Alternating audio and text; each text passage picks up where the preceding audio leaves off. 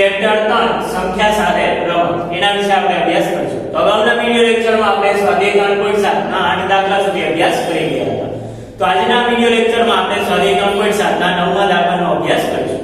તો જોઈએ વિદ્યાર્થી મિત્રો સ્વાધ્યાય 3.7 નો 9મો દાખલો. તો સ્વાધ્યાય 3.7 નો 9મો દાખલો આપણને આપેલો છે કે 4 અંકની એવી સૌથી નાની સંખ્યા શોધો કે જે 18, 24 અને 32 થી કેવી હોય, વિભાજ્ય હોય.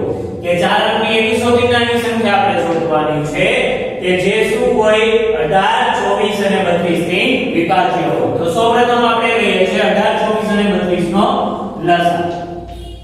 એટલે કે સૌપ્રથમ 18, 24 અને 32 નો લસાઅ શોધીશું. સૌપ્રથમ આપણે શું કરીશું? તો સૌપ્રથમ 18, 24 અને 32 નો આપણે લસાઅ શોધીશું. તો 18, 24 અને 32 નો લસાઅ શોધીશું. 18, 24 અને 32. તો 2 વડે ભાગાશે તો 2 નવા 18, પછી આવશે 12 દુને 24 અને પછી આવશે 16 દુને 32. હજી 2 વડે ભાગાશે તો અહીં લઈએ છે બિના ક્રિયામ 9 નહીં આવે, 9 2 6 12, 2 8 16. હજી 2 વડે ભાગાશે બિના ક્રિયામાં 9 નહીં આવે, 9 2 3 6 અને 2 4 8. હજી 2 વડે ભાગાશે તો આવશે બિના ક્રિયામાં 9 નહીં આવે, 9 3 2 2 4. હજી 2 વડે ભાગાશે તો આવશે બિના ક્રિયામાં 9 નહીં આવે, 3 નહીં આવે, 3 અને આ 2 આ 2. હવે લઈએ છીએ આપણે 3 તો 3 1 3 અને આ થશે 3 3 9. આ એક નો એક તો આવી ગયો તો હવે આ 2 1 આવી ગયા તો આ 3 મારે દૂર કરવા છે તો આવશે 3 1 3. તો આ ઘણી જગ્યાએ 1 1 આવી ગયો તો હવે શું થઈ ગયા? લસાઅ પૂર્ણ થઈ ગયો. તો હવે આપણે જોઈએ 18, 24 અને 32 નો લસાઅ. તો 18, 24 અને 32 નો લસાઅ બરાબર શું થશે? તો આવશે 2 5 વખત 1 2 3 4 અને 5. એટલે કે 2 ગુણ્યા 2 ગુણ્યા 2 ગુણ્યા 2 ગુણ્યા 2. 3 2 વખત આવશે 3 ગુણ્યા. બરોબર. તો હવે આનો ગુણાકાર કરીએ તો 2 2 4 4 2 8 8 2 16 16 32 ગુણ્યા 3 3 9. અહીંયા આપણે ગુણાકાર કરીએ છીએ સાઈડમાં 32 ગુણ્યા 9 તો 32 ગુણ્યા 9 કરીએ તો 9 દુને 18 નો 8 નો વધી ચડશે 9 તેરી 27 27 ને આવશે 28. તો કેટલો લસાઅ આપણને મળ્યો? 288. બરોબર. તો લસાઅ આપણને કેટલો મળે છે? 288. હવે 4 અંકની સૌથી નાની સંખ્યા કે 4 અંકોની સૌથી નાની સંખ્યા. તો 4 અંકની સૌથી નાની સંખ્યા કઈ છે? તો આવશે 1000. કે 4 અંકની સૌથી નાની સંખ્યા 1000 છે. તો 1000 ને 288 વડે ભાગો. તો 1000 ને આપણે શું કહીએ છીએ? લસાઅ જે 288 મળ્યો છે એના વડે આપણે ભાગીએ છીએ. તો 1000 ભાગ્યા 288. તો 288 ગુણ્યા 4 કરો તો 1000 કરતા મોટી સંખ્યા આવશે. એટલે આપણે કહીએ છીએ 288 ગુણ્યા 3. એટલે કે એનો ગુણાકાર કરશો 288 ગુણ્યા 3 આવશે 864. હવે 1000 માંથી 864 આપણે બાદ કરીએ તો આપણને મળશે 10 માંથી 4 જાય વધે 6, 9 માં 6 જાય વધશે 3, 9 માં 8 જાય વધે 1 અને અહીંયા આવશે 0. એટલે આવશે 136 આપણને શેષ મળશે. તો કેટલી શેષ વધે છે? અહીંયા આપણને શેષ 136 મળે છે. તો હવે 18, 24 અને 32 થી વિભાજ્ય હોય એવી આપણે 4 અંકની સૌથી નાની સંખ્યા શોધવાની છે. એટલે કે 18, 24 અને 32 વડે નિશેષ ભાગી શકાય તેવી 4 અંકની સૌથી નાની સંખ્યા. 4 અંકોની સૌથી નાની સંખ્યા બરાબર 4 અંકની સૌથી નાની સંખ્યા અંકની સૌથી નાની સંખ્યા માઈનસ શેષ પ્લસ આવશે લસા. તો 4 અંકની સૌથી નાની સંખ્યા કઈ છે 1000 માઈનસ લસા એટલે કે આવશે 136 પ્લસ શેષ કેટલો શેષ બાદ કરીએ આવશે માઈનસ 136 પ્લસ લસા કરીએ આવશે 288. તો 1000 માંથી 136 બાદ કરીએ તો કેટલો આવશે 864 પ્લસ આપણે કરીએ છે 288. તો 8 ને 4 12 નો બગડો વધી ચડશે 1 6 ને 1 7 8 ને 7 15 નો 5 વધી ચડશે 1 8 ને 2 10 10 ને 1 આવશે 11 આવશે 1152. તો માંગ્યા મુજબની 4 અંકની સૌથી નાની સંખ્યા કઈ છે તો આવશે 1152. એટલે કે આ માંગ્યા મુજબની 4 અંકોની સૌથી નાની સંખ્યા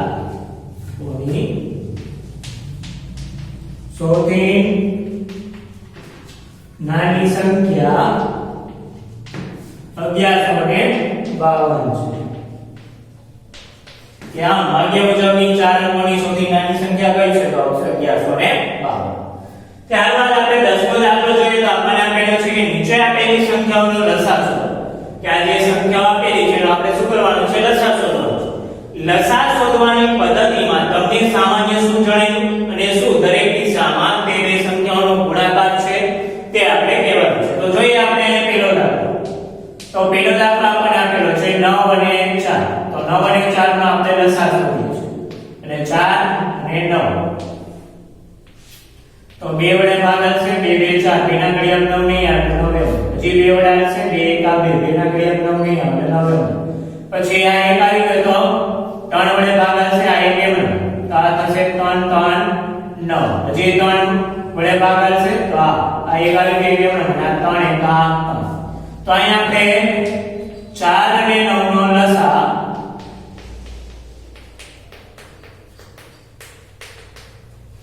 તો 4 અને 9 નો લસા બરાબર શું થશે 2 * 2 * 3 * 3 2 * 2 * 3 * 3 તો 2 2 4 અને 4 તેરી 12 12 તેરી ને 36. તો લસા કેટલો મળ્યો 36. હવે 4 અને 9 નો ગુણાકાર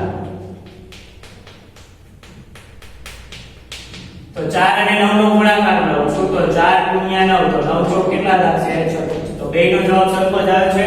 તો આમ લખીએ તો આ 4 અને 9 નો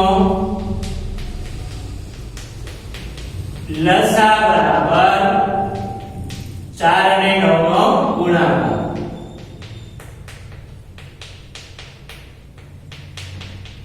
કે 4 અને 9 નો જે લસા 36 આવે છે એના બરાબર શું થાય છે 4 અને 9 નો ગુણાકાર છે. 4 અને 9 નો ગુણાકાર કરીએ તો એ 36 આવે છે. એટલે કે એના બરાબર આપણે લખીએ છીએ 4 અને 9 નો લસા બરાબર 4 અને 9 નો ગુણાકાર.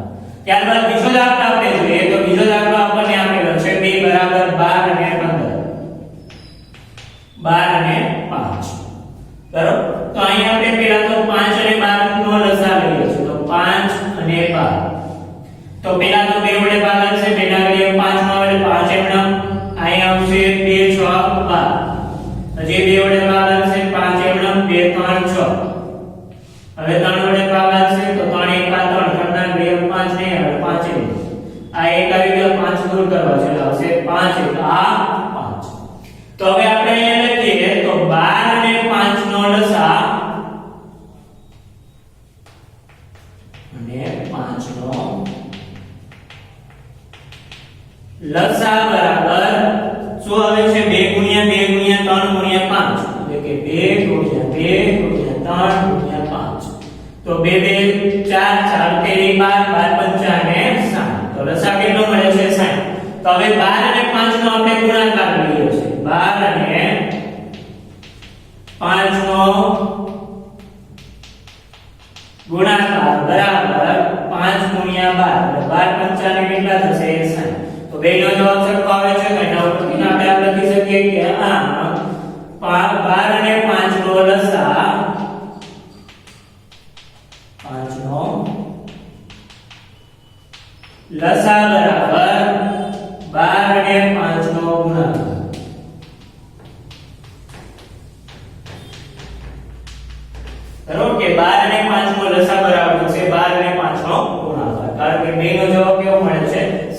તો અહીં C અને D દાખલો છે એ તમારે જાતે ગણવાના રહેશે કે C શું આપેલો છે 6 અને 5 અને D આપણને આપેલો છે 15 અને 4 આ બંને જાતે ગણવાના રહેશે આ જ પદ્ધતિ મુજબ તમારે જાતે ગણવાનું છે હવે આપણને આપેલું છે કે લસા શોધવાની શોધવામાં તમને સામાન્ય શું જણાય તો લસા શોધતા આપણને જણાય છે એટલે કે લસા શોધતા જણાય છે કે દરેક લસાએ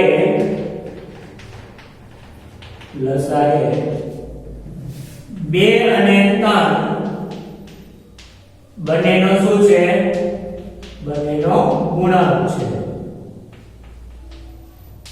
એટલે કે દરેક લસાઈ શું છે 2 અને 3 નો ગુણાંક છે એટલે કે આને આપણે 2 અને 3 બંને વડે ભાગી શકીએ છીએ એટલે કે બંનેનો એ શું છે ગુણાંક છે વળી દરેકમાં મળતો લસા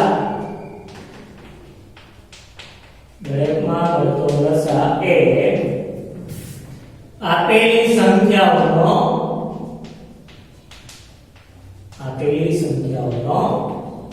ગુણાકાર છે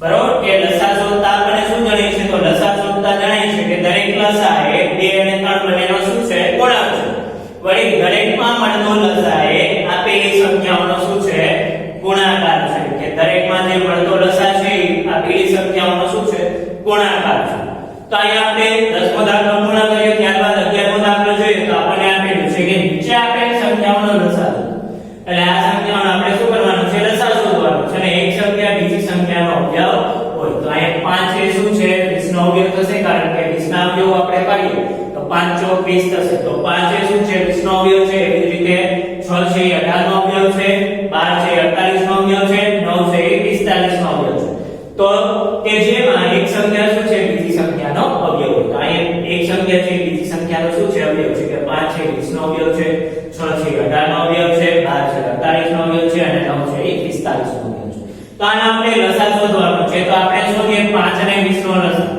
તો 5 અને 20 નો પહેલા આપણે લસા શોધીએ છીએ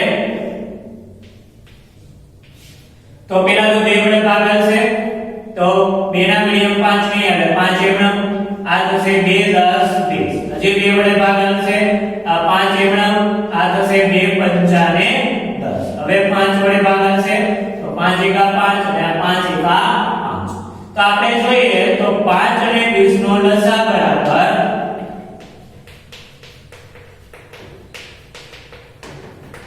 તો 5 અને 20 ના લસા બરાબર શું આવે છે 2 ગુણ્યા 2 ગુણ્યા 5 તો 2 2 4 4 પંચા ને 20 અહીંયા આપણને લસા શું મળે છે 20 મળે છે કે એક સંખ્યા છે બીજી સંખ્યાનો શું છે અવયવ છે એટલા માટે આપણને લસા શું મળે છે 20 એટલે કે મોટી સંખ્યા જેટલો આપણને લસા મળે છે ત્યારબાદ બીજી સંખ્યાનો આપણે લસા શોધીએ તો બીજી સંખ્યા આપણને આપેલી છે 6 અને 18 તો અહીંયા આપણે જોઈએ તો 6 અને 18 નો લસા શોધીએ તો 2 વડે ભાગાશે 2 3 6 પછી આવશે 2 નવા 18 હવે 2 વડે ભાગ નહીં આવે 3 વડે લઈએ તો 3 એકા 3 અને આવશે 3 3 9 તો આ એક આવી ગયો હવે 3 દૂર કરવા છે તો આવશે 3 એકા 3 તો હવે આપણે 6 અને 18 નો લસા શોધીએ તો 6 અને 18 નો લસા બરાબર 2 ગુણ્યા 3 ગુણ્યા 3 તો 2 3 6 6 તેરીને 18 તો અહીં સંખ્યા શું છે બીજી સંખ્યાનો અવયવ છે એટલા માટે આપણને લસા શું મળે છે મોટી સંખ્યા જેટલો લસા મળે છે એટલે કે 18 છે એ શું મળશે આપણને લસા મળે છે કે જે મોટી સંખ્યા જેટલો મળે છે અને ત્રીજો અને ચોથો દાખલો છે એ તમારે આ જ પદ્ધતિ મુજબ જાતે ગણવાનો રહેશે કે જેમાં એક સંખ્યા છે બીજી સંખ્યાનો અવયવ છે એટલા માટે કે જે લસા મળે છે એ લસા કેવો મળશે આપણને મોટી સંખ્યા જેટલો લસા મળે છે તો અહીંયા આપણે સ્વાધ્યાય 3.7 પૂર્ણ કરીએ છીએ ત્યારબાદ આપણે જોઈએ તો શોર્ટ પ્રકારના જે એમસીક્યુ પૂછાય છે કે જે એમસીક્યુ અથવા તો વોટ પ્રકારના પ્રશ્નો કે જે એક માર્કના પ્રશ્નોમાં પૂછાઈ શકે તેવા આપણે દાખલો અથવા તો એમસીક્યુ નો આપણે અભ્યાસ કરીએ તો જોઈએ એમાં આપણને પહેલો એમસીક્યુ આપણને આપેલો છે કે 18 ના અવયવ ખાલી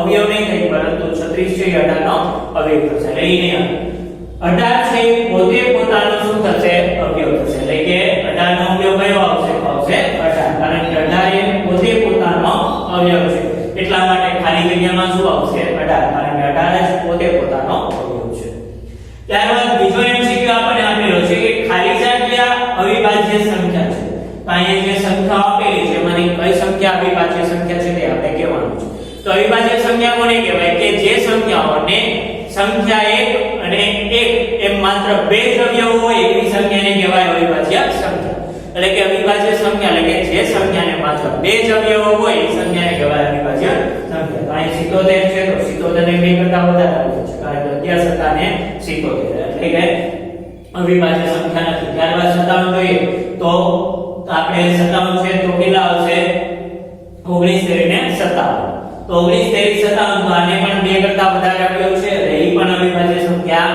નથી પછી 27 લઈએ તો 9 તેરી ને 27 તો 9 તેરી ને 27 એટલે કે એને 2 કરતા વધારે અવયવ છે એટલા માટે 27 પણ અવિભાજ્ય સંખ્યા નથી તો અહીં બીજી કઈ સંખ્યા તો 37 એકમાત્ર એવી અવિભાજ્ય સંખ્યા છે કે જેને માત્ર કેવા અવયવ છે માત્ર બે જ અવયવ છે એક અને એક સંખ્યા પોતે માત્ર બે અવિભાજ્ય અવયવો છે એટલે કે 37 શું થશે અવિભાજ્ય સંખ્યા તો જવાબમાં આવશે 37 ત્યારબાદ ત્રીજો MCQ આપણને આપેલો છે કે ખાલી જગ્યાને 3 એકી અવિભાજ્ય સંખ્યાના સરવાળામાં લખી શકાય તો કઈ સંખ્યા છે કે જેને આપણે 3 એકી અવિભાજ્ય સંખ્યાના સરવાળામાં લખી શકીએ તો આગળ આપણે જોયું તે મુજબ 21 છે તો 21 ને આપણે હું આ રીતે લખી શકું કે 3 + 5 + 13 તો આ શું થાય કે 3 એકી અવિભાજ્ય સંખ્યાઓ છે 3 એકી સંખ્યા અવિભાજ્ય સંખ્યા છે 5 એકી અવિભાજ્ય સંખ્યા છે 13 એકી અવિભાજ્ય સંખ્યા તો 5 ને 3 8 13 * 8 = શું આવશે 21 તો 21 શું છે 3 એકી અવિભાજ્ય સંખ્યાઓના સરવાળા તરીકે આપણે એને લખી શકીએ છીએ તો જવાબમાં શું આવશે 21 એવી સંખ્યા છે કે જેને આપણે 3 એકી અવિભાજ્ય સંખ્યાના સરવાળા તરીકે લખી શકીએ છીએ એટલે જવાબ આવશે 21 ત્યારબાદ આપેલું છે 5753 ને ખાલી જગ્યા વડે નિશેષ ભાગી શકાય છે તો બે વડે તો નિશેષ નો ભાગી શકાય કે જો એકમનો અંક 0 2 4 6 અને 8 હોય તો જેને આપણે બે વડે ભાગી શકીએ તો આ એકમનો અંક 3 છે બે વડે નો ભાગી 3 વડે તો જો અંકોના સરવાળાને 3 વડે ભાગી શકાય તો 3 વડે નિશેષ ભાગી તો 8 ને 5 અથવા તો 5 ને 5 10 10 ને 7 17 17 ને 3 20 તો 20 ને આપણે 3 વડે ભાગી શકતા નથી એટલે 3 વડે પણ ભાગી શકાય ત્યારબાદ લઈ 5 તો 5 માં જો એકમનો 0 ને 5 હોય તો જેને 5 વડે નિશેષ ભાગ આ એકમનો અંક 3 છે એટલે 5 વડે પણ નિશેષ ન ભાગી શકે હવે જોઈએ 11 તો 11 માં આપણે જોયું કે એકી સ્થાનના અંકોનો સરવાળો અને એકી સ્થાનના અંકોના સરવાળાનો તફાવત જો તફાવત 0 અથવા તો 11 નો ગુણાકાર હોય તો તેને આપણે 11 વડે શું કરી શકીએ છીએ નિશેષ ભાગી શકીએ છીએ તો અહીં એકી સ્થાનના અંકોનો સરવાળો કેટલો થશે 3 અને 7 તો 7 ને 3 કેટલા થશે 10 એ જ રીતે બેકી સ્થાનના અંકો કયા થશે 5 અને 5 એટલે કેટલા આવશે 10 તો 10 માંથી 10 બાદ કરીએ તો આપણને જવાબ શું મળે છે 0 એટલે કે જો તફાવત 0 અથવા તો 11 નો ગુણાંક મળે તો તેને 11 વડે શું કરી શકાય નિશેષ ભાગી શકાય અહીં તફાવત આપણને શું મળે છે 0 મળે છે એટલે આપેલી સંખ્યાને શું કરી શકાય છે 11 વડે નિશેષ ભાગી શકાય છે જવાબ શું આવશે 11 ત્યારબાદ પાંચમો MCQ આપણને આપેલો છે x 2542 ને 3 વડે નિશેષ ભાગી શકાય તો x બરાબર ખાલી જગ્યા હવે 3 ને વિભાજ્યતાની ચાવી શું હતી કે આપેલી સંખ્યાના અંકોના સરવાળાને જો 3 વડે નિશેષ ભાગી શકાય તો આપેલી સંખ્યાને 3 વડે નિશેષ ભાગી શકાય જો અહીં 3 લો તો 3 ને 2 5 5 ને 5 10 10 ને 4 14 14 ને 2 હોળ તો હોળ ને આપણે 3 વડે નિશેષ ભાગી શકતા નથી એટલે 3 આવશે ને હવે લઈએ 6 તો 6 ને 2 8 8 ને 4 12 12 ને 5 17 17 ને 2 આવશે 19 તો 19 ને પણ આપણે 3 વડે નિશેષ ભાગી શકશું નહીં એટલે કે x ની જગ્યાએ 6 પણ આવશે નહીં હવે લઈએ 2 તો 2 ને 2 4 5 ને 4 9 9 ને 4 13 13 ને 2 15 તો 15 ને આપણે 3 વડે નિશેષ ભાગી શકીએ છીએ તો x બરાબર કેટલા આવશે 2 કે x ની જગ્યાએ હું 2 મૂકું તો એનો સરવાળો જે આવે છે 15 આવે છે તો એ 15 ને આપણે 3 વડે શું કરી શકીએ છીએ નિશેષ ભાગી શકીએ છીએ તો આપેલી સંખ્યાને પણ આપણે શું કરી શકશું 3 વડે નિશેષ ભાગી શકશું તો x બરાબર કેટલા આવશે તો x બરાબર આવશે 2 ત્યારબાદ આપણે છઠ્ઠો MCQ જોઈએ તો છઠ્ઠો MCQ આપણને આપેલો છે 7 અને 13 નો લસાઅ ખાલી જગ્યા છે તો 7 અને 13 નો આપણે લસાઅ શોધવાનો છે તો 7 અને 13 નો લસાઅ લસા ખાલી જગ્યા છે. તો અહીંયા આપણે જોઈએ તો 7 અને 13 બંને કેવી સંખ્યા છે? સવિભાજ્ય સંખ્યાઓ છે. તો સવિભાજ્ય સંખ્યાઓના લસા બરાબર શું થશે કે સવિભાજ્ય સંખ્યાઓનો લસા તે બંને સંખ્યાના ગુણાકાર જેટલો હોય છે. તો 7 અને 13 નો આપણે ગુણાકાર કરીએ તો કેટલા થશે? 13 7 ને 91. તો 7 અને 13 નો લસા કેટલો થશે? તો આવશે 91. અથવા તો ઓલી રીતે આપણે શોધીએ તો પણ 7 અને 13 નો લસા કેટલો આવશે? 91. કારણ કે બંને કેવી સંખ્યા છે? અવિભાજ્ય સંખ્યાઓ છે. અવિભાજ્ય સંખ્યાઓનો લસા છે તે બંને સંખ્યાના ગુણાકાર જેટલો હોય છે. એટલે કે 13 7 કરશો તો કેટલા આવશે? 13 7 ને 91. એટલે 7 અને 13 નો લસા 91 છે. તો અહીંયા આપણે ચેપ્ટર 3 સંખ્યા સાથે રમત તે અહીંયા આપણે પૂર્ણ કરીએ છીએ. આવતા વિડિયો લેક્ચરમાં આપણે આગળના ચેપ્ટરનો અભ્યાસ કરીશું.